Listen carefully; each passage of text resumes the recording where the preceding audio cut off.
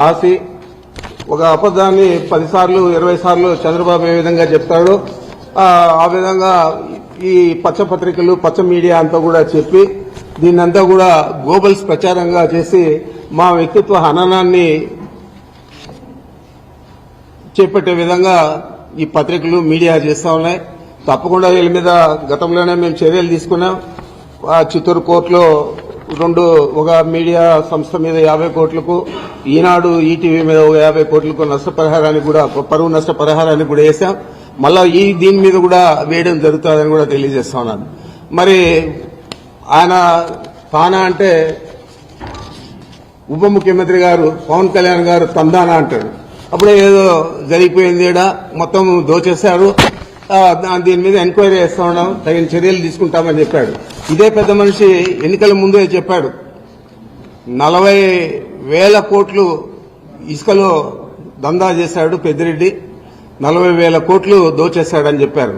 మరి ₹1 తినింటే ₹1 దోచేస్తుంటే ఎందుకు గానీ యాక్షన్ తీసుకోలేదని అడుగుతా ఉన్నాను.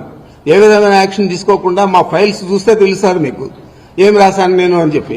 మరి ఆ విధంగా రాసినాను కాబట్టి ఈరోజు నన్ను ఏది ఎదిరించలేకుండా దాని గురించి మాట్లాడడం లేదు. ఇదే పెద్ద మనిషి ఆ రోజు ఎన్నికల్లోనే నేను రెడ్ శాండిల్ అంతా కూడా ఎక్స్పోర్ట్ చేశాను, ఆయన చేసిందంతా కూడా నేపాల్లో పట్టుబడింది, దాని మీద మేము అధికారంలోకి వస్తానే చర్యలు తీసుకుంటానని చెప్పాడు ఇదే పవన్ కళ్యాణ్ గారు. మరి నువ్వు ఫారెస్ట్ మంత్రి అయ్యావు, ఉప ముఖ్యమంత్రి అయ్యావు, మరి నేపాల్కి పోయి ఎందుకు గాను అక్కడ ఉన్న రెడ్ శాండిల్ తెచ్చి నేను చేస్తుంటే నా మీద ఎందుకు యాక్షన్ తీసుకోలేదని అడుగుతా ఉన్నాను. ఏది కూడా లేకుండా ఒక వ్యక్తిత్వ హననాన్ని చేపట్టే విధంగా ఈ ప్రభుత్వంలో ఉన్న పెద్ద మనుషులందరూ కూడా పనిచేస్తా ఉన్నారు. ఈ రాష్ట్ర ప్రజలందరూ కూడా గమనించాలని నేను కోరుతా ఉన్నాను. మీ అందరికీ తెలుసు మదనపల్లిలో ఏదో జరిగిపోయిందని చెప్పి చంద్రబాబు ఆ రోజు ఆయనకంతా కూడా డైవర్షన్ పాలిటిక్స్, చిన్నది వాళ్ళకు వ్యతిరేకంగా వస్తే మమ్మల్ని అందరినీ ఇంకా వ్యతిరేకంగా చూపించే పరిస్థితి.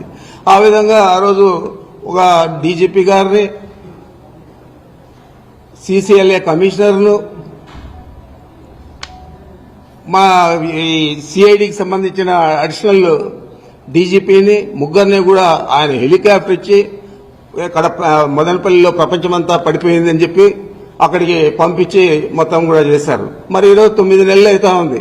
మేమేదన్నా తప్పు చేస్తుంటే ఎందుకు కానీ మీరు యాక్షన్ తీసుకోలేదని అడుగుతా ఉన్నాను. ఏది కూడా లేకుండా ఏదో రకంగా రాష్ట్ర ప్రజలందరికీ కూడా మేము దొంగలు, వైఎస్ఆర్ కాంగ్రెస్ పార్టీ అన్యాయాలు చేసింది గత 5 సంవత్సరాల్లో, మేము ఇప్పుడు వచ్చి ఈ రాష్ట్ర ప్రజలను ఉద్ధరిస్తాము అని చెప్పే పరిస్థితి చంద్రబాబు నాయుడు చేపట్టాడు.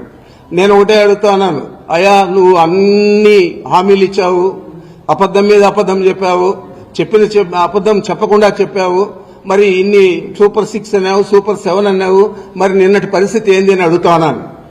చేయలేనని తెలుసు, నువ్వు పెద్ద ఆర్థిక శాస్త్రవేత్త అని చెప్పి అందరికీ కూడా చెప్పుకుంటావు, మరి నీకు ఆ గణాంకాలన్నీ కూడా తెలియకుండా, రాష్ట్ర ఆర్థిక పరిస్థితి తెలియకుండా ఇన్ని హామీలు ఇచ్చావా అని అడుగుతా ఉన్నాను. ఇన్ని హామీలు ఇచ్చి ఈరోజు ఆయన నేను చేయలేనని చెప్తా ఉన్నాడంటే ఎంత నిస్సిగ్గుగా అబద్దాలు చెప్పి అధికారంలోకి వచ్చి ఈరోజు రాష్ట్ర ప్రజలను మోసం చేసావో ఒకసారి ఆలోచన చేయని చెప్పి అడుగుతా ఉన్నాను.